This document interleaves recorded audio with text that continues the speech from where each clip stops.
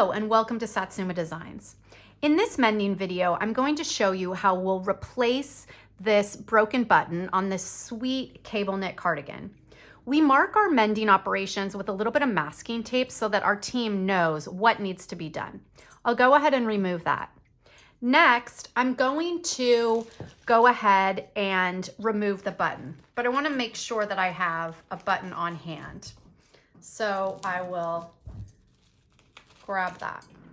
Now, we buy standard size buttons to work with many different garments, including polo tops, sweaters, and so forth. So I just want to double check that my button will go through the hole. And sure enough, it does. So when I've confirmed that, I'm ready to get started. I have my seam ripper here, and I'm just going to remove the button by getting under the stitching. And it's very quick work. You don't need to rush it. Just make sure you get all of those threads cut.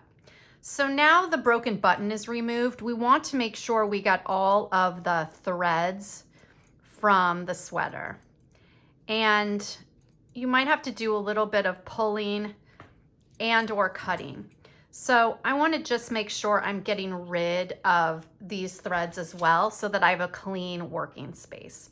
So I'll go ahead and remove those, and it looks like I'm good to go.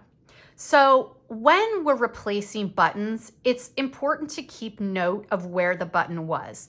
Of course, it would be easy to figure it out by simply layering the buttonhole onto the button area. So don't be too concerned about placement, but it's good to note where the original holes were. Now, when we're replacing a button, we want to echo the method, whether it's the X style or 2 lines of whatever the existing button is. We just want to make it nice and consistent. So in this case, it's an X between the 4 buttonholes. I'll go ahead and I've prepared my needle with some thread. I've knotted my thread at the end.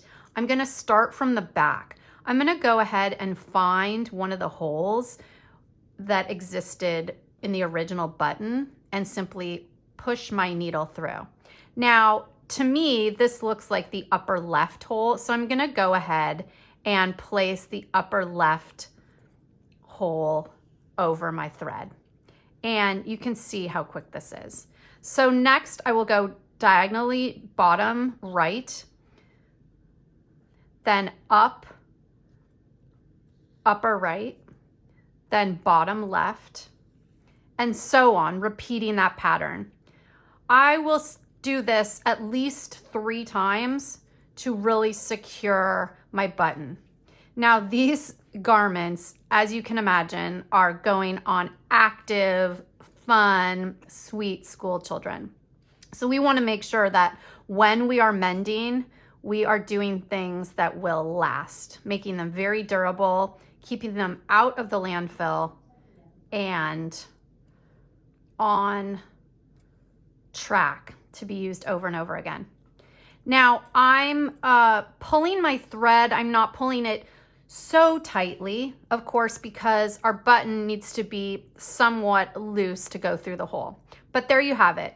I've done 3 rotations of my X, and now I'm here on my back. I'm going to go ahead and simply grab a little bit of the thread and pull my needle through that loop at least twice. Sometimes 3rd time's a charm, so it's up to you. You just want to make sure that it's nice and secure. You can also grab a little bit of the knit fabric as well. So that's going to be nice and secure. So I'm just doing 3 little loops. I'll go ahead and trim my thread. In this case, I have plenty of extra thread. I'm gonna leave that on the needle for the next time I need to repair a button. And then I'll go ahead and secure my button. And we're back to the beginning. We'll go ahead and launder this and prepare this and package this for a sweet little student to enjoy. Thanks so much for watching.